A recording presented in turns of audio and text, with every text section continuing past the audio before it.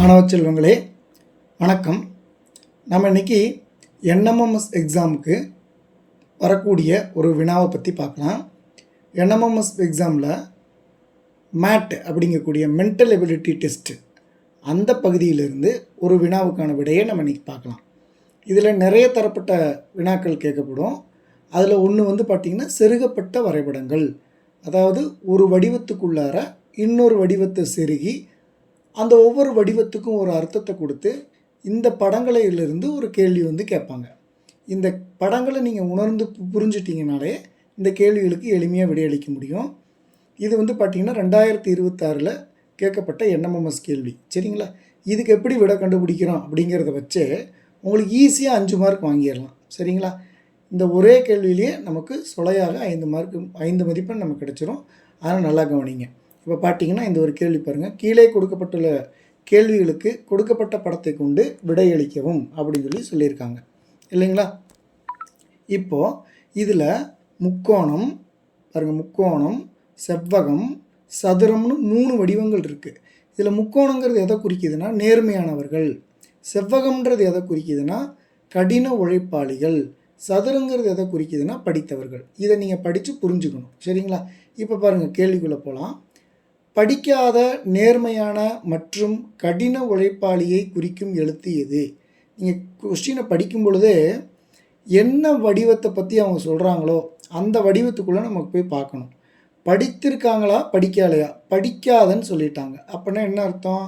இவங்க சதுரத்துக்குள்ளே இருக்கிறவங்கலாம் படித்தவர்கள்னு அர்த்தம். அப்போ படிக்காதன்னு சொல்லும் பொழுது இந்த ஹெச்சு, இந்த பி, இந்த டி, சி எல்லாம் வரமாட்டாங்க. சரிங்களா? இவங்க யாருமே நம்ம கணக்கில் வரமாட்டாங்க இந்த கேட்ட கேள்விகள். சரி, இவங்களே இல்லைன்னா வேறு யார் சார்? நேர்மையான மற்றும் கடின உழைப்பாளியை குறிக்கும் எழுத்து எது? படிக்கலை தான், ஆனால் நேர்மையாகவும் உழைப்பாளியாகவும் இருக்கிறவங்க யாருன்னு கேட்டிருக்காங்க. அப்போ நேர்மையாக இருக்கிறவங்க யார்? முக்கோணத்துக்குள்ளே இருக்கிறவங்க. கடின உழைப்பாளி யார்? செவ்வகத்துக்குள்ளே இருக்கிறவங்க. இப்போ இந்த ரெண்டையும் இன்க்ளூட் பண்ணி வரக்கூடிய எழுத்து எழுது ஏவுக்குள்ளேயும் வரணும், செவ்வகத்துக்குள்ளேயும் வரணும். அப்படின்னா அந்த எழுத்து என்னவாக இருக்கணும்னு பாருங்கள். ஈயா மட்டும்தான் இருக்க முடியும், வேறு எழுத்து வர்றதுக்கு வாய்ப்பு இல்லை. பாருங்கள், ஏவை எடுத்துக்கலாம் நீங்கள், ஆனால் அது செவ்வகத்துக்குள்ளே வரல. எஃப் எடுத்துக்கலாம், ஆனால் அது முக்கோணத்துக்குள்ளே வரல. அப்போ 2 பேர்த்துக்கு இன்க்ளூட் பண்ணி வர எழுத்துதுங்க இ. அப்போ இதுக்கான ஆன்சர் இ. தேர்டு ஒன்று தான் இதுக்கு ஆன்சருங்க. 1 2 3 4ன்னு போட்டுருவாங்க. 31க்கு நேராக இருக்கிற 4 வட்டத்தில் நீங்கள் எதுக்கு ஆன்சர் பண்ணணும்? 31க்கு இது இ. அப்போ தேர்டு ஒன்று தான் ஆன்சர். அப்போ நீங்கள் இந்த இடத்துல தேர்டு ஒன்றுக்கு ஆன்சர் பண்ணிடணும். சரிங்களா? ரைட். செகண்ட் கொஸ்டின் பார்ப்போமா? படித்தவர்களை குறிக்காத எழுத்து எது? படித்தவங்க யாருங்க? இந்த சதுரத்துக்குள்ளே இருக்கிறவங்க தான் படித்தவங்க. இவங்களை குறிக்காத எழுத்து யார் யாருன்னு பார்த்தீங்கன்னா ஏ, இ, எஃப். இவங்க 3 பேருமே இவங்களை பற்றி குறிக்காத எழுத்து தான். சரிங்களா? ஆனால் இங்கே கொடுத்துருக்குற ஆன்சரில் பி, எஃப், சி, ஜி கொடுத்துருக்காங்க. அதாவது சதுரத்துக்குள்ளே இருக்கிறவங்களாம் படித்தவங்க. இவங்க படிக்காதவங்களை கேட்குறதுனால இந்த சதுரத்துக்குள்ளே இல்லாதவங்க யார் யாருன்னு பார்த்தீங்கன்னா ஏஇஎஃப். அந்த 3 லெட்டரில் இங்கே எந்த லெட்டர் இருக்குதுன்னு பார்த்தீங்கன்னா எஃப் அப்படிங்கிற லெட்டர் தான் இருக்குது. அப்போ 32க்கு நீங்கள் என்ன ஆன்சர் பண்ணணும்? ஓஎம்ஆர் ஷீட்டில் அழகாக செகண்ட் ஆன்சரை பண்ணிடுங்க. சரிங்களா? இந்த வட்டமெல்லாம் போடும்போது கவனமாக போடணும். மாற்றி இப்படி வச்சுட்டு ஐயோ அப்படின்னு நீங்கள் வந்தாலும் இது செல்லாததாயிடும். அதுக்கு மார்க் தர மாட்டாங்க. அடுத்த கொஸ்டின் பாருங்கள். படித்த நேர்மையான கடின உழைப்பாளிகளை குறிக்கும் எழுத்து.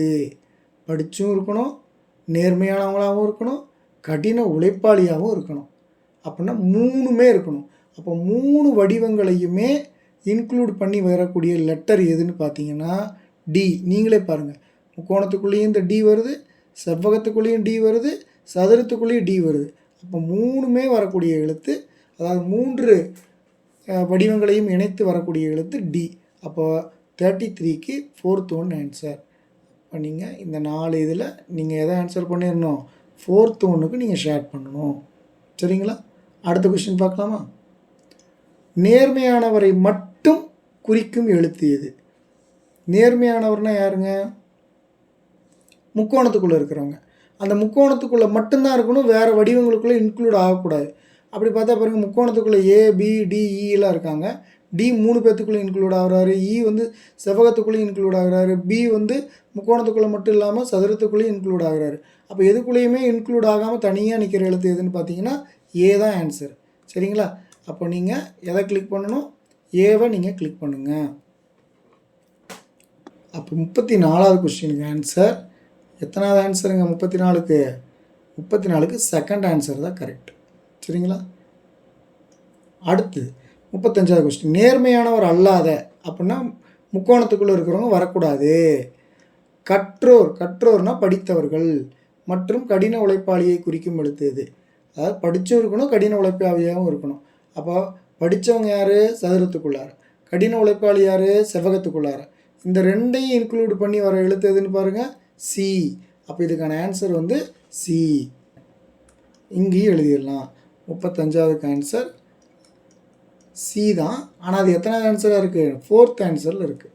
இப்போ நீங்கள் ஷேர் பண்ணிடுங்க. ஓகேங்களா ஸ்டூடெண்ட்ஸ்? ஸோ இந்த மாதிரி கேள்விகள் வந்தால் நீங்கள் நல்லா படித்து பாருங்கள். கொஸ்டின் நம்பருக்கு நேராக ஷேர் பண்ணுங்கள். ஏதாவது ஒரு கொஸ்டினை மாற்றி ஷேர் பண்ணிட்டீங்கன்னா அப்போ மொத்த இது ஆன்சர் போயிடும். அதனால் கவனமாக ஷேர் பண்ணுங்கள். 35வது கொஸ்டின் பார்த்துக்கோங்க. இங்கேயும் 35 பாருங்கள். இங்கே எத்தனாவது ஆன்சரு? 4th one. அதுக்கு நேராக இங்கே ஷேர் பண்ணணும். அவசரப்படாமல் ஷேர் பண்ணுங்கள். அனைவருக்கும் ஆல் தி பெஸ்ட். அடுத்த வீடியோவில் பார்ப்போம். தேங்க்யூ.